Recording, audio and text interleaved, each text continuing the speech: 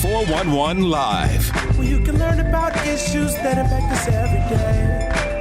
State of world, 411 Live. Real people, real talk. Made to help people in our community in every way. For your girl, 411 Live. Hello, I'm Beverly Taylor, and this is the 411 Live, Real People, Real Talk. Last week, we kicked off our look back at the top 15 episodes of the 411 Live in 2021. We highlighted 15 through 8. Let's continue with the top 7. In number 7, I chatted with author Jason Armand Boyd, who wrote The Reasons Why Relationships Suck, but Dating is Worse. Well, according to Boyd, women have been going about relationships all wrong. He says women have power and control. They must take the leadership role and be responsible for the relationship. And he says men like it that way. Sort of. We had a friendly debate on some of his rules of engagement. I'd say that women have been misinformed about their position in the relationship. Okay. I think most women have been told that they are to be helpmates to men, which in my opinion is incorrect. And that puts the woman in a subservient role. And in that, they have no idea that they're truly the leaders of the relationship. The relationship revolves around what they want to do, where they're going in their life, what their life consists of, what they hold in high regard. That is what men try to cater to get women to acknowledge or just even notice that we're around. So we are pursuing women. That puts her in a position of, I don't want to say superiority, but that is, she is the prize in the relationship. So at that point, that puts you in charge. Okay. So say you get to the point where you say, this is going good, we're going to get married. So once marriage happens, same dynamic, or does it shift again? Marriage doesn't, I don't know, the marriage, all marriage really is to let all of our friends know that we're doing this, and really it's to help hold us accountable. Like they say, it takes a village to raise a child, it takes a village to raise a couple. So that's where your family, your friends come in. So now, he can't be out here just at the club or doing type. You got people watching you now. We came to the wedding. We saw you stand in front of God and say all this stuff. What you doing over here doing? Right. So that's what's really, the marriage just takes it up a level, but the dynamics don't change. So in a marriage, could it become more of a partnership? If she wants it to be. So you're She still better know saying, what she's doing. so you're saying still in the marriage, she's still kind of the boss. Yeah. Now she's the boss on paper. See, you assigned your social security number to it. So yeah, she's really the boss now. See, well, you hear my struggle with this, because as a Christian, I'm looking at that biblical hierarchy, and then I'm looking at your hierarchy, and I'm looking at the marriage and the woman being kind of the partner beside the man, and them working together. And you're saying somebody's got to be in charge. And Somebody's got to be in charge. And you're saying it can't be him. It can be him. And in a lot of cases, it is him. But look at relationships now. It can be him. That doesn't mean it's going to go well. It can be him. But men aren't good at, we're not good leaders like that. The leader means that not the person who's at the head. It's the person that everybody follows. Mm-hmm. So in most households, if you want something done, or if you want to know if something can be done, or what are we going to do, the buck stops with the woman. If the kids ask, can we go to the park? And they ask their daddy, what's he going to say? Go ask your mama. Thank you. Because if we say yeah, but she has some whole other stuff planned, now I'm in trouble. Why would you tell him, yeah, you didn't check with me? Right. The man is the appointed head. That's what the Bible does with the man. So the man just doesn't feel like he's just non-existent. So God appoints the man as the head. Okay. So the head is just basically like having a manager. The manager of an office is really just the person that we get to blame.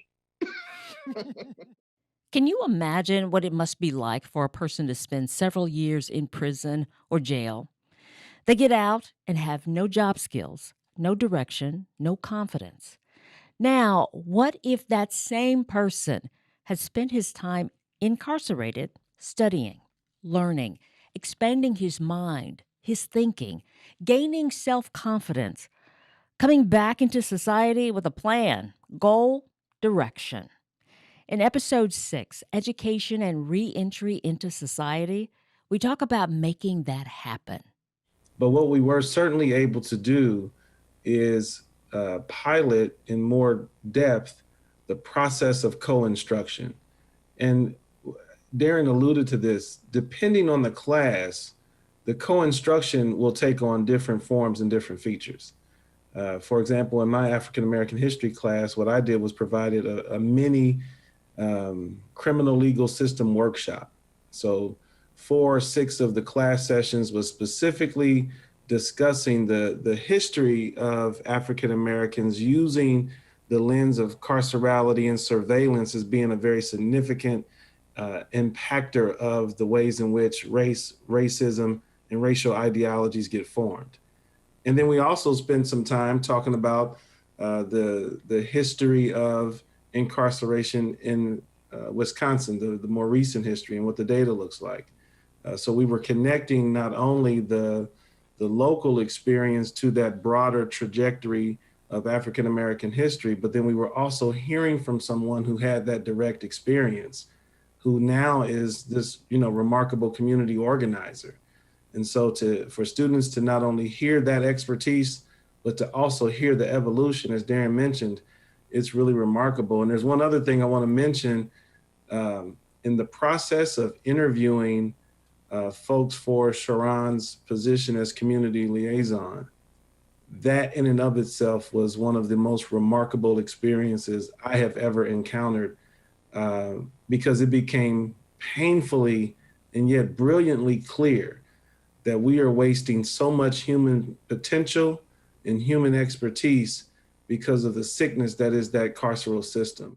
But what it was really missing, it was missing a very human experiential component, because you can show a video on this stuff, but it does not have the same impact on students as having a human being talk about their own experiences with those types of forms of oppression and discrimination and mistreatment. And so that was the thinking, is I wanted his participation to kind of almost give a little bit of life, and to really humanize the human beings that are involved in this, because it is so easy. The system itself is a process of dehumanization.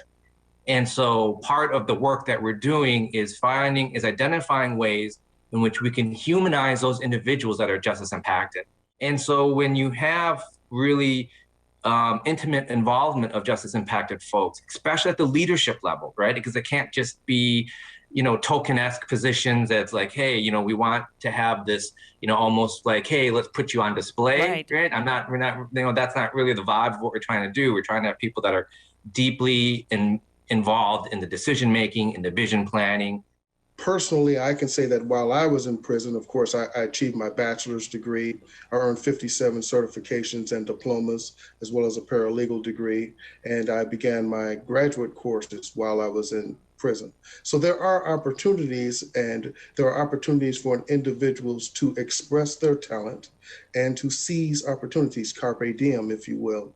But it is just made exceedingly difficult by all of the bureaucracy, the red tape, and the barriers, the unnecessary barriers in many cases that are placed in the way to help determine a person's failure and not facilitate that individual's success. When we started the 411 podcast, we focused exclusively on human trafficking, specifically sex trafficking. We have tried to hammer in that sex trafficking is everywhere in all of the counties of Wisconsin. In the 5th most popular podcast, I chatted with Jenny Almquist, Executive Director of Fierce Freedom, about sex trafficking in northern rural Wisconsin, who told me that high school boys are forcing their girlfriends to have sex with other boys for cigarettes, and pornography is exploding among kids. So, I think it's easy for all of us to think of sex trafficking as it kind of falls into some pretty normalized way of thinking, either being prostitution or it could be being taken, kidnapped, and then sold into the industry. But what we find, and I would imagine that this is also going on in the bigger high schools and the bigger cities as well. But what we find is, and this is sex trafficking, is when boys in middle school, high school, or anybody will sell their girlfriend or partner for maybe a pack of cigarettes, or it could be for the use of a car. So there is force, fraud, and coercion in there.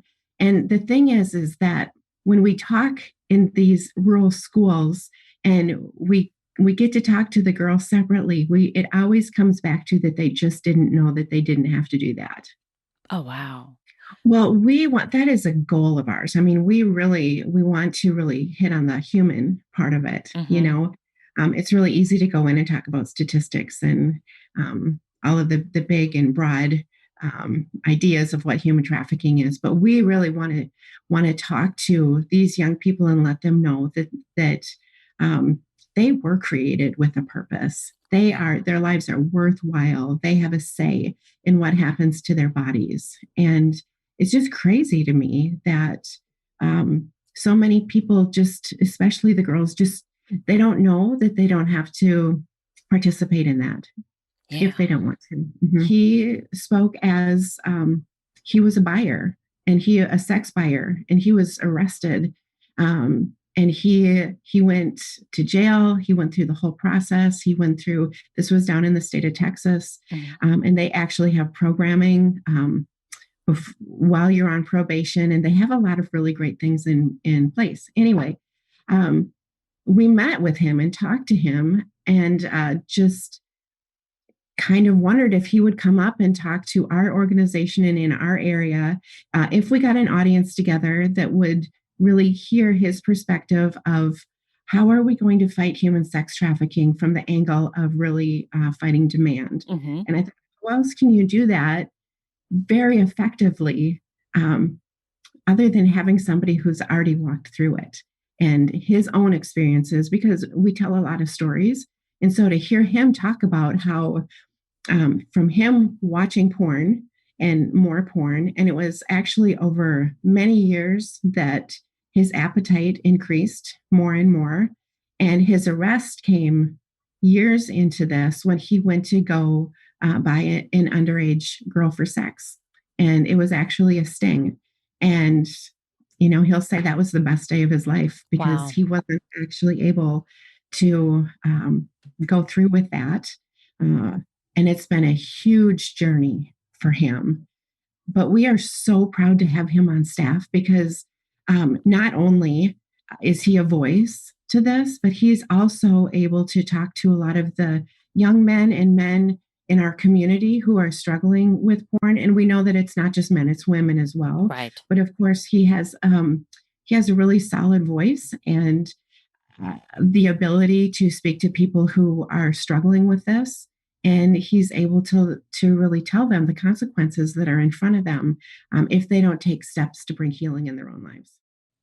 Number 4, Kana and King, the exchange of Black and white students in Wisconsin. That was such a pleasure to do. It was a conversation with my friend and former TV colleague, Joanne Williams. She is finishing up a documentary about a controversial play that included 2 very different schools of Wisconsin, one white, one Black, collaborating on the play's production in 1966. And get this, it required a student exchange. There was a teacher at Kakana High School, Thomas Schaefer, who wanted his students to have a broader view of the world. So to do that, he was going to have them perform the play. The play he chose was In White America. That's the title of the play. And it's the history of African Americans from slavery to civil rights. But in Kakana, there are no Black people. So he and another teacher at Kakana High School came up with this exchange, incorporating a teacher from Rufus King High School, Ruth Thomas. And kids from Kakana kids from King first went up to Kakana, and they lived with families for a month, and they did the play. And then kids from Kaukauna came down to Milwaukee and lived with families for a month, and they did the play. This all happened in 1966 play. He wanted to bring kids together and get to know each other through the vehicle of the play. Now, the play is highly controversial. It was highly controversial in 1966. It's highly controversial now. And the playwright who wrote it in 1963, when I interviewed him for this film that I'm doing, I asked him what he thought had changed in America since he wrote the play. And he said, not much. Oh, wow. So I talked to the mother of one of the Milwaukee exchange students who's Black, and I asked her, what did you hear from your friends when you said you were going to have this white girl living in your house? And she said, well, some of them thought it was kind of different, but she said she turned out to be just like any of her other kids. So she said, come on in. And the exchange was over. It happened in February and March of 66. Some of those parents of both communities maintained relationships. In fact, the family of one of the students went up to Kaukauna for a barbecue and a picnic that summer, and they kept in touch with each other for several years. So it was taking a risk on both sides, but they were willing to take it because they thought this would be a good experience for their kids, and they turned out to be right. Wow. And the play itself is not a fiction.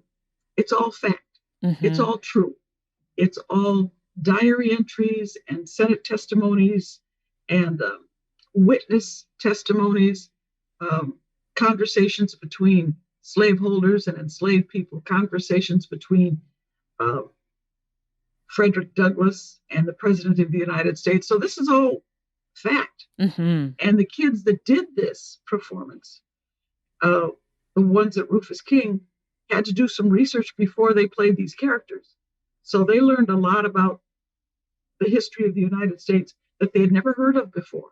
From all the students I've talked to and their sister, their relatives, there was very little pushback. There were some minor incidents, but there was nothing big. And for the most part, everything went well. That's good to hear. Which is the surprising part of this story. You would think that in 1966, Black kids and white kids living in each other's homes, this would be shocking and revolutionary and probably cause problems. Right. It didn't. Number 3 is the episode on housing moratorium. Remember the beginning of the pandemic when schools went viral and moms were leaving their jobs to stay home with their children if they hadn't already been laid off? How do you pay your rent when no money is coming in? The housing moratorium kicked in, then feared to expire, then extended, and then expired. On top of that, people who thought they could take advantage of the moratorium discovered they didn't do the steps for it to kick in. Meanwhile, some landlords were issuing eviction notices left and right. You know, when people talk about how Black and brown communities aren't always as engaged in voting as they could be, and it's not necessarily because people don't want to be, it's because they have 20 things more pressing and important at that moment to deal with than, you know, trying to get to the place where they have to do their documentation or register to vote or wherever it may be, or in this case, activate this moratorium kind of restriction for themselves. You know, if they are in a position where they have lost their income or can't pay rent, you know, how likely is it that this person is also not rationing and or has canceled whatever internet connection they might have to be able to do anything? Like if food is up here, internet is going to be way down here. And so to even assume that a person has access to that, you know, it's one of those things that kind of like white privilege, but otherwise privilege, economic privilege, it blinds you. Yeah. And you don't even see those types of possibilities because that's not your life. people are just seeing this data, but our folks in our community are living this data, right? Right. So we are seeing that every day and how it plays out. So even when you say pause the rent, we have slumlords that are not fixing, major things that need to be fixed on the house. I mean, we got people. My heat is not working, and my landlord hasn't came to fix it, right? And then even when you say, hey, we have this money to support your rent, most of that rent is going to a slumlord that doesn't deserve rent. So we really got to be mindful of the systems, the structures, and the policies and procedures that's in place, right? Because if we don't do that, we keep making decisions that make the outcome worse and worse and worse when we're talking about BIPOC communities, especially Black communities. The reality of it, once somebody is evicted, they are at risk for predatory landlords, right? Landlords, some landlords, the better landlords won't rent to them. But the landlords whose history is evicting folks and not fixing things on their property, not being responsive, they target those type of renters. And that's when you just see this whole cycle of evictions happening, but it's putting folks at risk. So even now, when folks don't have the rent and they get evicted, that might affect them for like the next 5 years because it stays on their record. Right. Even if they pay the rent, right? If that landlord starts the process of a court hearing, that still is on their record. And some people will say, even though it was resolved, even though it was paid, even though it was dismissed, we still won't rent to you. So it's a whole cycle of just declining families' ability to create wealth and to thrive once that's on their record. And one of the things that differentiates Metcalf from almost every other community serving organization is that we don't do anything without getting the residents' input, and not just input, but thorough, deep, months and weeks long input in what they want us to do. In our second most popular episode, we discussed racial gaslighting. That's manipulation to make the targeted person question their own judgment and perception. People of color are familiar with this. You hear comments such as, racism doesn't exist anymore, or you're being overly sensitive, or I don't see color. Professors Angelique Davis and Rose Ernst discuss their extensive study of gaslighting and how to handle it. Yeah, so I can give some examples that I think a lot of particularly people of color, right, as targets of racial gaslighting can relate to. So, for example, think of the trope of the angry Black woman, for example, right? And say you're in your workplace, someone has consistently been doing things that are racially insensitive or just flat out racist, right? And like you said, it's that slow, right, drip over time. And then, right, you get upset as a Black woman and you express your anger or your frustration or disappointment, whatever it is. And the response being, oh, you're too sensitive. Or, if you just calm down and we could have a rational conversation, right? When you have every reason and it's very rational for you to be upset about this. So that would be an example of gaslighting, right? If white folks speak up, let's say there is a meeting where racial gaslighting is targeting folks of color and they say, hold on a minute, wait just a second. Racial gaslighting can occur for them. The consequences of it are very different. Sometimes they'll be punished, sometimes they'll be co-opted, and sometimes they'll be praised. But the purpose is really to keep them isolated and keep them contained from doing any more activity. And the other thing is that they're portrayed as crazy individuals, which goes back to our earlier discussion about the NRA shooting, right? And how white people are seen as individuals. And so any actions they take will just be seen as them taking an action. Whereas in the case of racial gaslighting against BIPOC folks of color, right, it's going to actually affect the whole group. Gotcha. As well as the individual. Gotcha. Yeah. What we've tried to do is name it so that you can identify what it is decide, right, how you want to respond, or if you even want to respond. Sometimes you don't want to respond, and move on, right? Instead of getting tied up in all of the diversion that happens, these diversionary tactics of gaslighting that take you away from the work you're trying to do, say the objectives, social justice, or otherwise that you're trying to meet. Yeah. And our most popular episode of 2021 was Healing from Traumatic Experiences and Emotional Eating. My guest, Bridget Wilder, has an amazing story. She got married young. They had 10 children, and then her husband, the breadwinner of the family, suddenly died. She and her children were homeless, but she got a job, went back to school, got a degree, and lost 170 pounds. And now she helps people with emotional eating and weight loss. Yes, so my degree is a science degree with the emphasis on dietetics. And I also have a minor degree in psychology. So I infused the two in my program to navigate all of these things that I do in relation to nutrition. I was an imbalanced emotional eater. Mm. I ate my fears. I ate my doubts. I ate my low self-esteem. I ate what I thought was a mess of my life. They're in a place of a lot of unknown variables and don't even realize they're emotionally eating. It's just that life is happening so fast. And one thing about food, oftentimes it's accessible. It's comforting when nothing else is there. Mm-hmm. So food is not just food. Food is a whole being. But we need to understand how it impacts our life. Yes, I lost 170 pounds, and I stand in that right now. I tell people when I joke about it, I used to wear a size 26. Now my waist is a 26. Oh, man.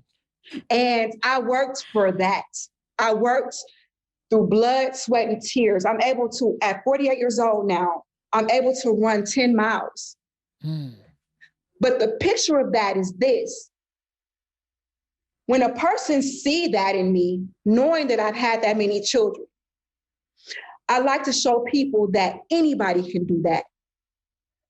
If I can take charge of living my best life, and it's not just about food, it's just about recapturing who you were predestined to be.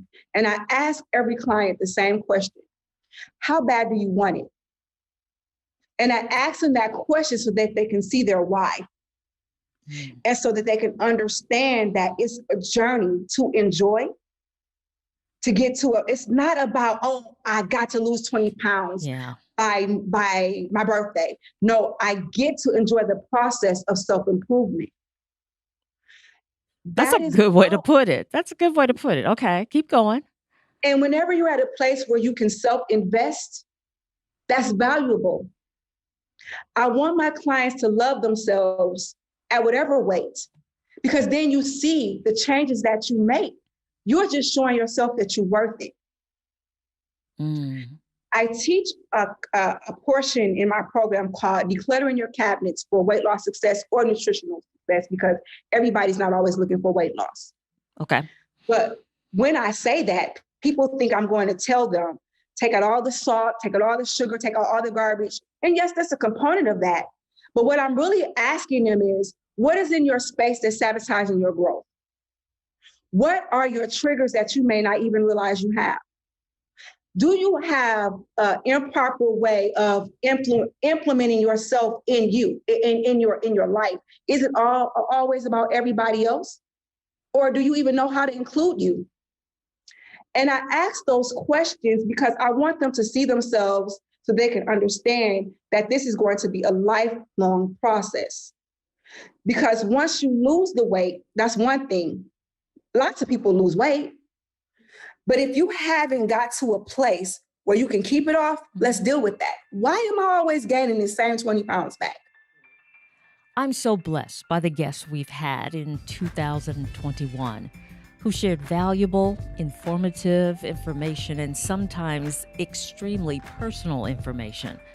I thank them for all of that. With every episode, I learn something. Thank God we're still around to see another year. And the 411 Live podcast will be here with another lineup of quality guests. I hope you'll join us on this journey too. Until next time, I'm Beverly Taylor, and this is the 411 Live. Real people, real talk. If you would like to check out past episodes, there are many ways. Go to your favorite podcast platform. Follow us on Twitter and Instagram. Like and watch us on Facebook. Watch and subscribe to our YouTube channel. And if you have suggestions for future episodes, go to our website, the411live.org.